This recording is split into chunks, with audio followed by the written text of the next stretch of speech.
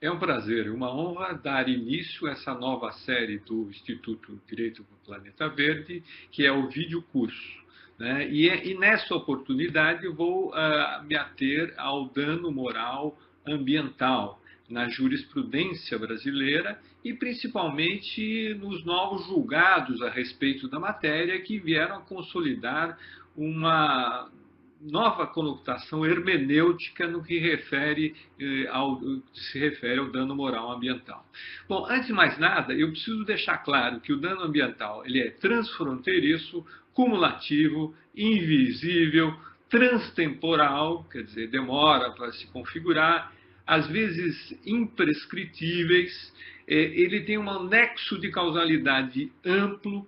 Existe uma certa tolerância social do dano, da danosidade ambiental, porque muitas vezes o dano ambiental não é configurado como dano. Exemplo, a poluição do avião.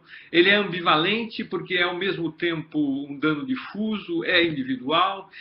Paira uma certa incerteza científica e o enfoque dele tem que ser transdisciplinar. Para se ver claramente essa diferença entre o dano tradicional e o ambiental, eu poderia dizer que o dano tradicional ele é pessoal e diz respeito aos interesses dessas pessoas e os seus bens. E existe uma certeza, existe uma atualidade, existe uma anormalidade para que ocorra o dano tradicional e o nexo de causalidade é definido. Né? Ele é mais visível.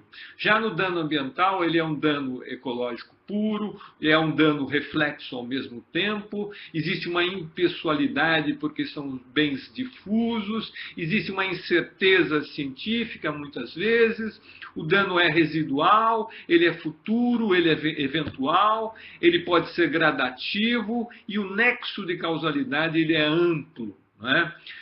Num conceito doutrinário, porque não existe um conceito legal de dano ambiental, eu poderia dizer que dano ambiental é toda lesão intolerável causado por ação humana, seja ela culposa ou não, diretamente ao meio ambiente, classificado como macrobem de interesse da coletividade, que tem uma concepção totalizante e, ao mesmo tempo, indiretamente a terceiros, tendo em vista os interesses próprios e individualizáveis que refletem deste macrobem ambiental.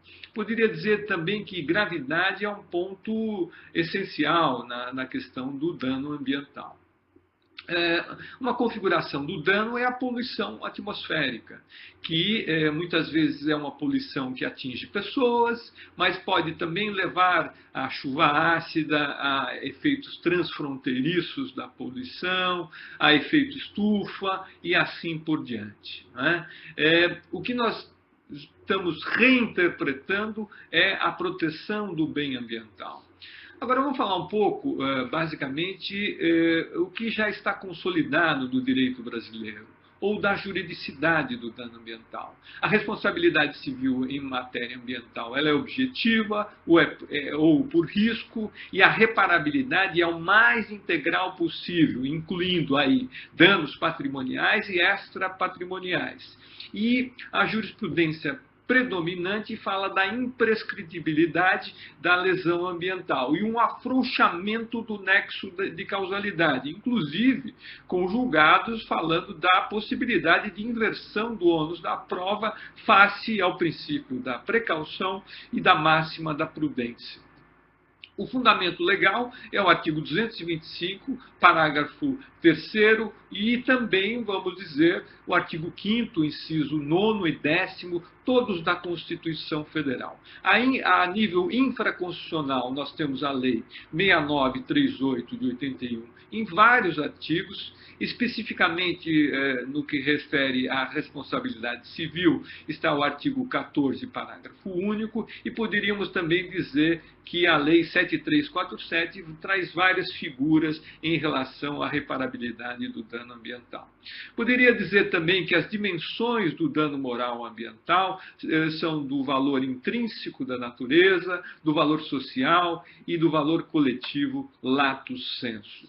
E vigora uma hermenêutica hoje mais sensível e aplicando os princípios de direito ambiental, como veremos logo em seguida. A Constituição não restringiu a possibilidade do dano moral, ao contrário, fortaleceu a ideia de um direito fundamental ao meio ambiente ecologicamente equilibrado como direito de todos. Na conformidade com a jurisprudência dominante, é possível a acumulação da obrigação de fazer dano patrimonial com a obrigação indenizatória, né? E vige fundamentalmente na jurisprudência brasileira que aquele que lesa o meio ambiente é responsável solidariamente com os demais lesantes, né? E quanto à integralidade, isso está na própria lei, que não restringe, e a doutrina dominante e a jurisprudência também se inclina a esse sentido. Finalmente, eu poderia dizer que a responsabilidade civil no direito ambiental, no direito brasileiro, tem várias funções, mas a mais importante é a função dissuasória. Quanto à reparabilidade, vamos só deixar claro que a lei brasileira privilegia a restauração in natura. Né? E como cumulativamente pode haver a compensação ambiental, seja ela por substituição por bens ambientais equivalentes, ou no local ou em outro local, e indenização pecuniária. Então, existe uma cumulatividade de restauração mais compensação ecológica. O fundamento básico do dano moral é o fundamento do sentimento de dor, do caráter psicológico, mas isso se aplica ao dano moral subjetivo, né? E não se aplica ao dano moral objetivo, esse difuso. Esse diz respeito ao menosprezo à vida coletiva saudável, do bem-estar em relação à personalidade difusa, dentro de uma visão integrativa ser humano e natureza. Bom, eu vou agora comentar uma nova hermenêutica jurídica ambiental. E faço isso a partir do RESP 1.367923 do Rio de Janeiro, publicado recentemente, no dia 6 de nove de 2013, o segundo RESP 1.198.727 de Minas Gerais, publicado no dia 9 de 5 de 2013, o outro RESP é 1.145.083 de Minas Gerais, publicado no dia 4 de setembro de 2012, e, finalmente, o RESP 1.180.078 de Minas Gerais, publicado no Diário Oficial de 28 de 2 de 2012. Tratam-se, evidentemente, de jurisprudência pós-moderna e que traz a máxima da efetividade da juridicidade ambiental. O primeiro caso é o caso da indústria Brasilite, que foi condenada a dano moral ambiental e, inclusive, com a aplicabilidade do princípio do induro pro natura. A relatoria foi do ministro Humberto Martins e a segunda turma se pronunciou que, no sentido de que, ainda de forma reflexa, a degradação ambiental dá ensejo ao dano moral coletivo.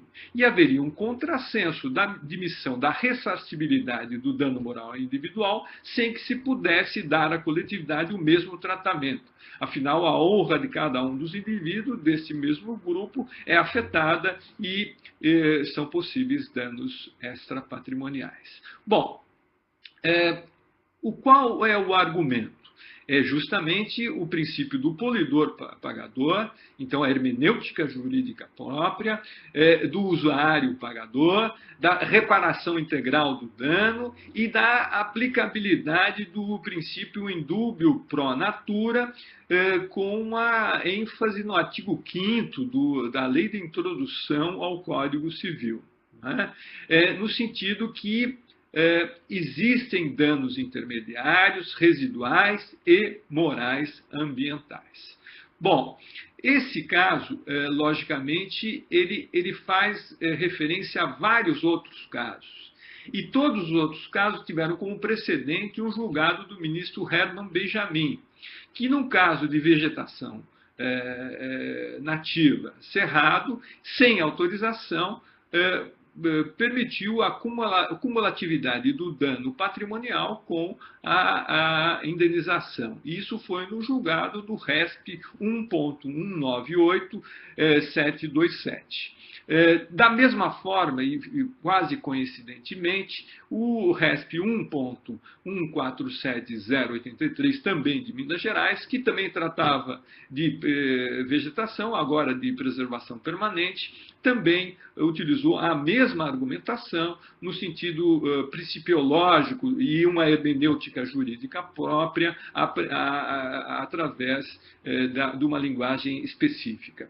Quarto e último caso que eu gostaria de salientar, também da lava do ministro Herman Benjamin, e ele frisa especificamente que convém frisar que os deveres de indenização e recuperação ambiental não são penas, mas providências ressarcitórias de natureza civil, a reparação integral, que buscam simultaneamente a complementariedade da restauração ao status quo ante e a reversão à coletividade dos benefícios econômicos auferidos de forma ilegal. E em controvérsia nos termos do artigo 225 da Constituição, sabendo que o bem ambiental é bem de uso comum do povo. Isso contrasta com uma jurisprudência que predominou por muito tempo, com que teve o voto vencedor o ministro Teori Zavascki, é o RESP 598.281 de Minas Gerais, publicado em 1 de 6 de 2006. Esse julgado ele interpreta uma necessidade de dor, né, e isso é incompatível com dano moral difuso, e fala que não é compatível o texto brasileiro com a indeterminação dos sujeitos e a indivisibilidade da ofensa de reparação e também com a noção de transindividualidade. Bom, finalizo com um argumento importantíssimo do ministro Herman Benjamin, no julgado 1.198.727 de Minas Gerais, que descreve a degradação ambiental como a degradação transitória, remanescente ou reflexa, que inclui prejuízo ecológico que medeia temporalmente o instante da ação da omissão danosa e o pleno restabelecimento da biota. Ao mesmo tempo, ele fala da ruína ambiental, que subsista ou perdure, não obstante todos os esforços para restauração, seria o dano residual, e, por fim, o dano moral ambiental. Concluo para dizer que existem novas funções da responsabilidade civil, e essas são claras. Ela tem que ser reinterpretada de acordo com os novos direitos difusos, e também nós temos que sair do law in book para o law in action. E são essas as considerações que eu gostaria de fazer. Muito obrigado pela audiência.